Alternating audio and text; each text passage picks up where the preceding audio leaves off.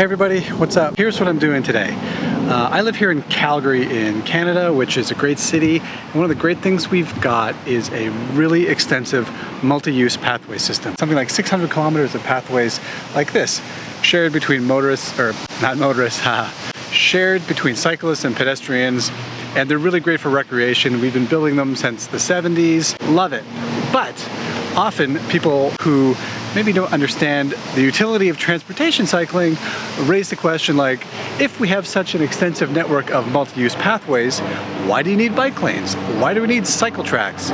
So here's my mission today. I want to show you some of the limitations and maybe some of the good things about multi-use pathways as well. And hopefully that will help you understand why a multi-use pathway system like this may not always be the best choice for transportation. Now to do this, what I'm going to do is not take my usual route home from work. Instead, I'm going to take a route that is made up only of multi-use pathways. So normally my route is kind of a mix of roads, bike lanes, cycle tracks, pathways, and that kind of stuff. Today I'm going to stick only to the multi-use pathway network. We'll see what happens. All right. Let's go.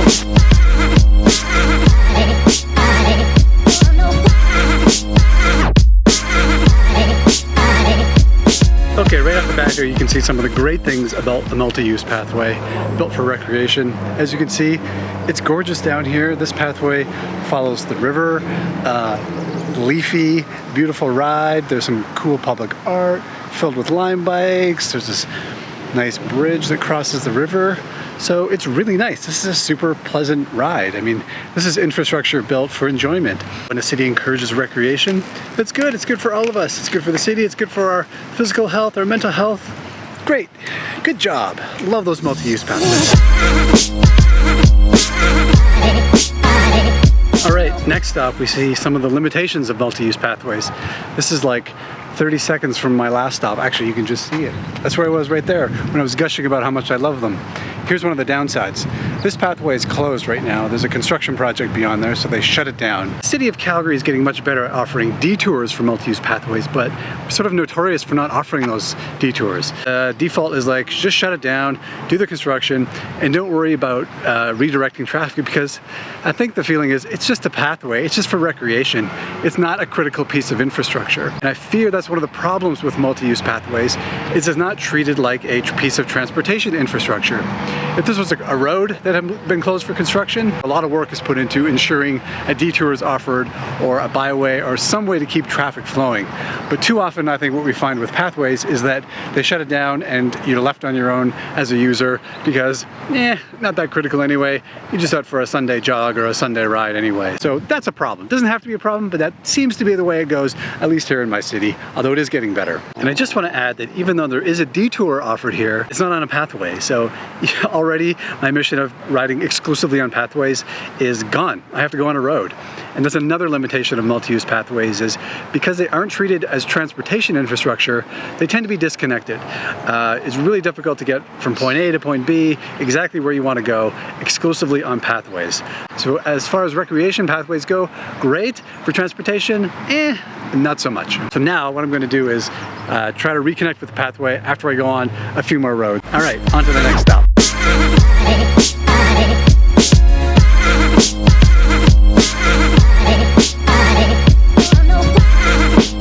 Okay, 2 points I want to make here. One, it's kind of out of our control, but when you put multi-use pathways, they tend to go in nice spots, like in river valleys. And when you put them in river valleys, this kind of thing tends to happen. The river's high right now, it's spilled over the banks, so the pathway's closed. You know, that's going to happen, but also kind of annoying because now, instead of going on the safe pathway, I'm forced to go up onto the road and compete with cars. So which one's more dangerous?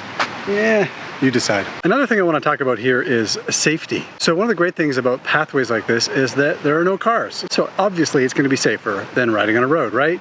Yeah, that's probably true. But I've seen a couple of studies now that surprised me. Oh, hold on. There's a duck. Okay, so a couple of studies that I've seen surprised me in that pathways were not as safe as I expected. So of course pathways are safer for cyclists than riding on a road.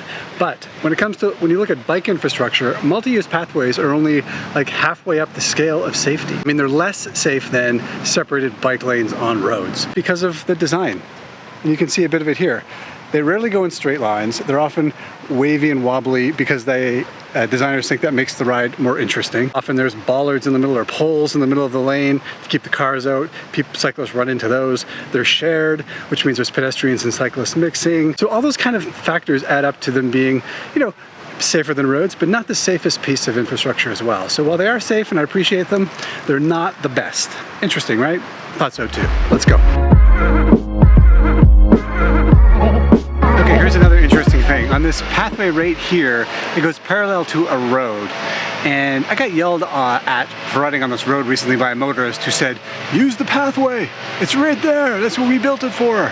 Which I kind of get. There's a road, a pathway, I was on the road. But there's a reason for that. The road goes this way. The pathway goes this way. I was going this way. I did not need to go on the pathway to go in that direction. So it's another one of the limitations of pathways is sometimes they don't get you where you need to go. So if you see someone, if you're in your car and you see a cyclist on a road beside a pathway, before you yell at him or her, just think maybe the pathway doesn't take them where they're going. Think about it.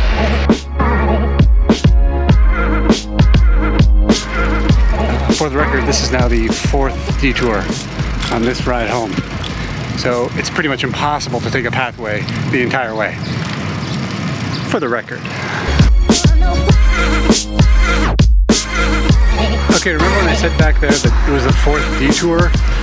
Well, I've also counted now 5 gaps in the pathway. So I'm now on a road, as you can see, because the pathway is disconnected. So that's another problem, the disconnections. If you're a timid cyclist and all you want to do is ride on car-free pathways, pretty tough to do it your entire trip. You're gonna have to get used to riding on the road eventually.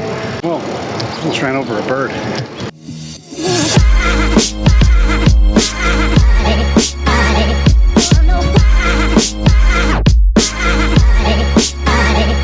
Okay, I'm just about finished. I'm almost close to home here, so I thought I'd stop here. Just wanted to mention a couple other things. As you can see in this spot, this is another one of the great things about multi-use recreational pathways. It's a beautiful spot. This is a picnic area. I can smell the hot dogs roasting down the way. It's pretty nice, so it's a really enjoyable experience. And just check the stats now. Pulled up my Strava. What am I at here? My ride home normally is about 12 kilometers. And what I've got here is 16, yeah, so I'm already at 16 kilometers. Staying on the pathways is much farther as well, so 3 or 4 kilometers more than my usual one, which is another feature of those multi-use pathways. They're built for recreation. They're long, circuitous routes. Is that a word? Circuitous? That's a word, right? Long curves. They don't exactly go as the crow flies. So they're not straight. They're not built to get you places efficiently, which is different than the road network, which obviously is built in most cases with efficiency in mind, because it's viewed as a piece of transportation infrastructure. So, am I saying we should give up on multi-use pathways? No, they're fantastic. They're part of a good, healthy, vibrant city, and I'm really happy and grateful to live in Calgary, where we have such a great network. But does that also mean because we have pathways, we don't build transportation infrastructure for bikes? No, I don't think so either. But I also don't think that there needs to be 2 completely separate networks. I think a thoughtful network would include both with connections between them. You've got this sort of skeletal pathway network in place, like what we have here in Calgary. Some thoughtful connections to on-street bike routes would be great. It would make it really efficient to get from A to B. It would give you a lot of destinations on your ride. It would make for a really robust, easy to use cycling network for all kinds of cyclists. Anyway, hope that's helpful. Thanks for watching, and I will see you next time.